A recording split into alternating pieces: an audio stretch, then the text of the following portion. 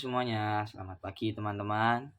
Nah, pada kesempatan pagi hari ini saya yang akan menyampaikan renungan. Tapi sebelum kita masuk ke dalam firman atau dalam renungan kita, alangkah baiknya kita awali dengan berdoa. Mari teman-teman kita bersatu di dalam doa. Ya Bapa, saat ini kami anak-anak-Mu ingin menyampaikan renungan pada pagi hari ini. Kami memohon kasih dan karunia-Mu supaya Engkau hadir di tengah kami yang hendak memulai renungan pada pagi hari ini. Berkatilah anak-Mu yang akan menyampaikan firman ini dan berikanlah hikmat dan akal budi dan kepintaran yang dari-Mu supaya anak-Mu ini bisa menyampaikan renungan dengan baik. Terima kasih Tuhan. Haleluya. Amin. Oke, shalom teman-teman, selamat pagi semuanya. Nah, pada kesempatan pagi hari ini saya diberi kesempatan untuk memberitakan firman Tuhan. Nah, sebelum kita memberitakan firman Tuhan, masuk ke dalam firman Tuhan, marilah kita membuka Alkitab kita. Oke. Di Pengkhotbah 7 ayat 8 dan 9. Akhir suatu hal lebih baik daripada awalnya. Panjang sabar lebih baik hari pada tinggi hati. Janganlah lekas marah dalam hati, karena amarah menetap dalam dada orang bodoh. Nah, jadi tema pada pagi hari ini saya mengambil tentang menjadi panjang sabar. Oke. Nah, di tema yang saya angkat ini, saya mendapatkan tema ini dari relasi pada pagi hari tadi tentang membaca Pengkhotbah ayat 8 ini, akhir suatu hal lebih baik daripada awalnya, panjang sabar lebih baik daripada tinggi hati. Jadi menjadi panjang sabar itu lebih baik daripada sombong lah ya, kalau kata kasarannya itu. Nah, gimana sih cara menjadi sabar lebih baik daripada tinggi hati? Jadi kita sabar, oke? Jadi di sini kita akan belajar tentang apa itu sabar. Sabar itu contohnya itu kayak gini teman-teman. Ketika kalian salah, kalian dimarahi, itu namanya wajar. Itu wajar, kalian membuat kesalahan terus kalian dimarahi, itu wajar, itu sanksi.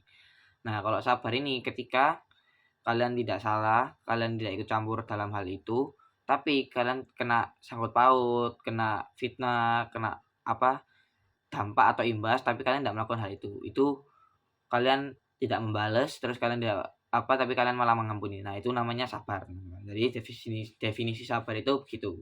Mau mengampuni dan tidak mau membalas dendam. Nah, itu contoh dari definisi sabar. Nah, sabar itu kayak gitu teman-teman. Dan di ayat 9, jangan lekas-lekas marah dalam hati, karena amarah menetap pada orang bodoh. Nah, janganlah kalian ketika kalian waktu gak kena imbas, tapi nggak melakukan hal itu, tapi kalian kena imbas, tapi kalian malah marah-marah. Nah, itu jangan ya teman-teman. Itu sangat tidak diperbolehkan di Alkitab, dan tertulis di sini janganlah lekas marah-marah. Nah, marah-marah di sini tuh diartikan dalam ketika kalian lagi mengampuni dan sabar, tapi kalian tidak ikhlas, terus kalian malah marah-marah. Nah, itu tidak boleh teman-teman. Dan boleh marah, tapi marahnya marah yang baik, bukan marah sing kayak ngomel, gerundel. Nah, itu nggak boleh.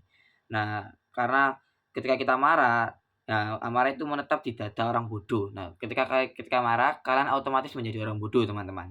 Ya, bukan bodoh ya, kayak semua nggak kekontrol gitu loh, teman-teman. Jadi ambaradul lah, ngelakukan ini salah, ngelakukan itu salah, semua jadi ambaradul, acak-acakan, tidak terkontrol. Nah, makanya di Alkitab tulis ada amarah menetap dalam orang bodoh. Nah, jadi kayak contoh nih ya, contoh. Kalian nggak salah, tapi kalian malah marah-marah. Nah, di situ kan emosi kita kan tinggi ya, emosi tinggi. Terus ketika kita disuruh apa gitu, suruh tolong ambilin ini, kalian malah ngapain sih? Orang kalian punya kaki, punya tangan, ambil sendiri, malah ngomel. Nah, itu orang bodoh teman-teman. Kan sana kan udah bilang minta tolong. Nah, kecuali kayak sana bilang, cukup no, ambil no. Nah, itu kan kayak nyuruh. Nah, itu sananya yang sedikit salah, tapi kita menjadi anak Tuhan, kita kayak iya ini kita kasihin gitu. Nah, itu definisi dari menjadi sabar dan janganlah lekas marah-marah pada tema yang saya angkat. Oke teman-teman, sekian dari firman Tuhan pada pagi hari ini. Mohon maaf jika salah kata atau banyak kurangnya. Tuhan Yesus memberkati. Nah, sekian firman Tuhan yang dari saya sampaikan pada tadi. Nah, jika kita awali dengan berdoa, maka kita juga akhiri dengan berdoa. Nah, teman-teman, mari kita lipat tangan, tutup mata, kita bersatu dalam doa. Ya Allah Bapa, terima kasih atas firman-Mu pada pagi hari ini yang penuh dengan kehidupan, dan aku tidak pernah ingin meremehkannya. Terkadang perhatianku mudah terusik, tapi aku tahu bahwa Engkau memberiku kekuatan untuk bertahan. Tunjukkan kepadaku bagaimana cara merenungkan firman-Mu agar aku tidak melanggar perintah-Mu. Ajarilah aku memproseskan hubunganku dengan-Mu dari segalanya. Dalam nama Tuhan Yesus, haleluya, amin.